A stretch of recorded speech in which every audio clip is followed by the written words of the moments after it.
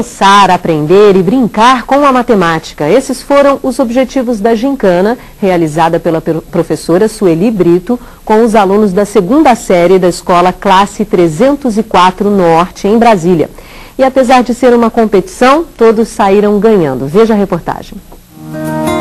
Logo no começo da aula, a professora organizou a turma em 3 equipes. Na primeira prova da gincana, os alunos precisavam observar 3 balões e descobrir em qual deles tinha 100 pequenos pedaços de borracha.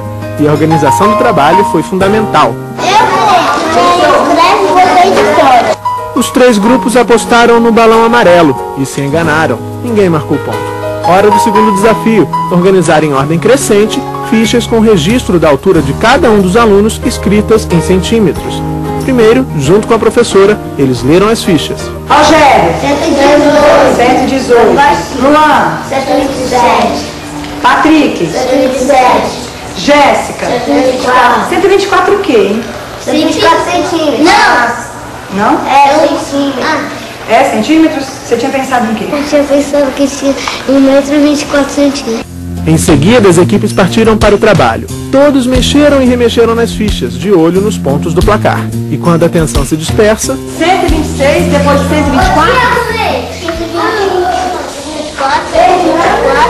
Todos completaram a prova e marcaram pontos. E logo começou a terceira parte da gincana, um jogo de argolas. Cada acerto vale 2 pontos, representados por fichas de papel.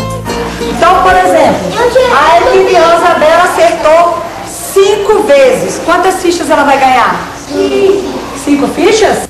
Para esclarecer a dúvida que surgiu com o exemplo, a professora distribuiu fichas para 5 alunos. Quantas fichas a equipe vai ganhar? 10. Então ela vai ganhar quantos pontos?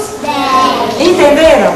E eles deram início ao jogo. Pontaria e torcida não faltaram para os integrantes das 3 equipes, mas eles ainda tinham 3 provas pela frente. No jogo de boliche, cada aluno deveria escolher a garrafa que ia derrubar. Se acertasse, a equipe marcava a quantidade de pontos escritos na garrafa. Mas se errasse... Aí ia perder 5 pontos. Eu boto 5, mas para saber que eu estou perdendo esses 5. Coloca o sinal de menos e coloca o 5. A cada jogada da equipe, os participantes corriam para calcular o novo placar. Eles também usaram a calculadora na outra prova da gincana, um jogo de dados. Só marcava pontos a equipe que conseguisse atingir, com a soma dos dados, um valor maior que 70.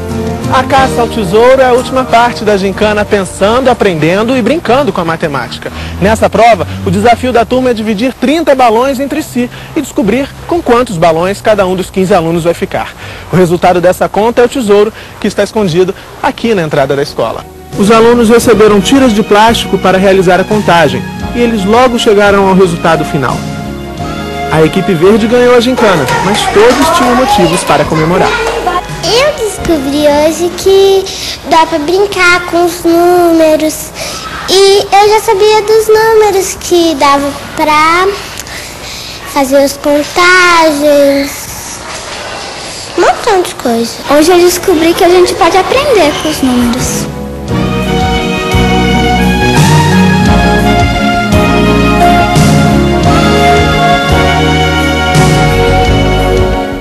Bom, professora Sueli, fique à vontade para falar sobre essa atividade, o objetivo da atividade, enfim, a organização também, né?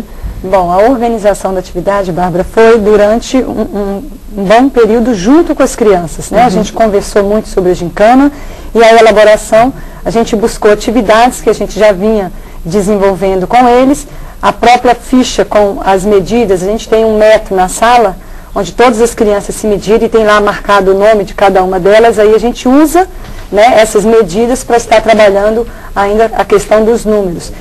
De uma maneira geral, a gente percebe que quando a criança lê o 124, o 126, o 127 centímetros, eles não têm, de uma maneira geral, a noção do 1,24 m, como o Luan coloca, né? Então foi muito interessante que o Luan, não, mas eu sei de outro jeito, então qual o jeito, né? 1,24 m.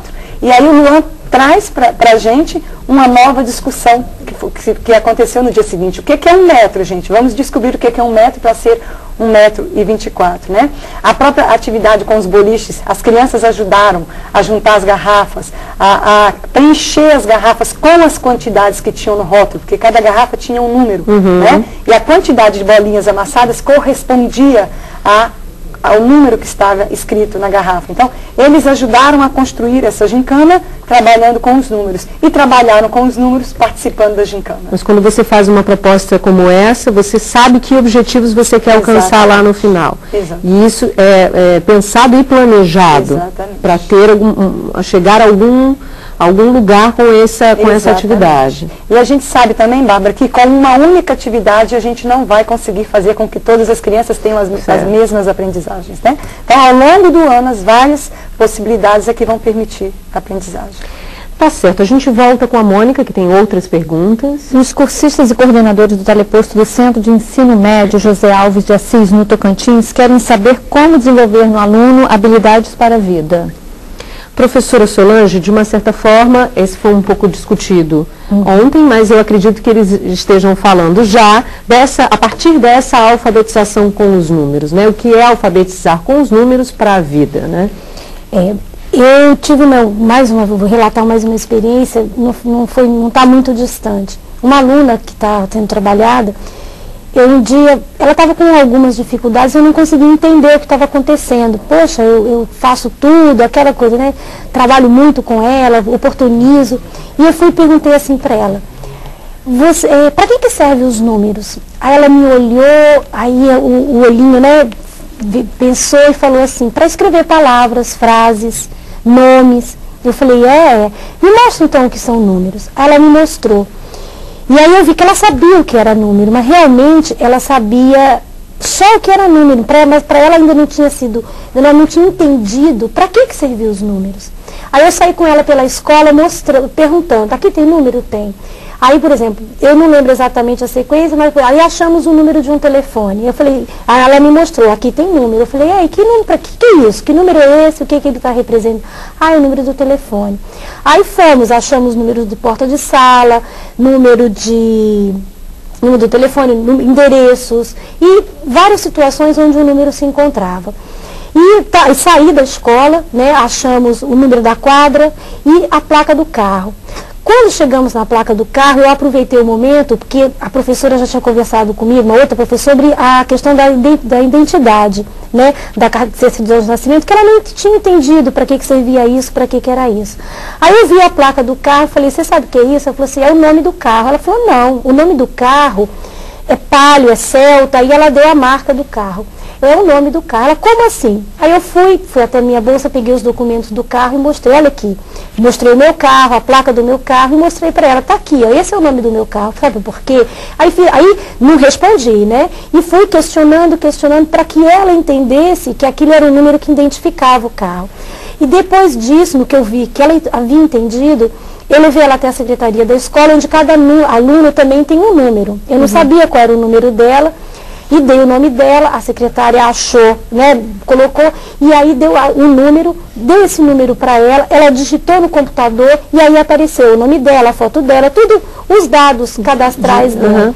E aí eu pude ver que nela, ela entendeu de uma certa, o que serve um número. Eu acho que esse é um exemplo que dá para não responder totalmente a pergunta, mas para ilustrar, para ver como é que é educar para a vida. É dar sentido à matemática, não só a matemática, mas como estamos falando de matemática, a matemática. E essa foi uma forma que eu encontrei de mostrar a essa criança para que serviam os números.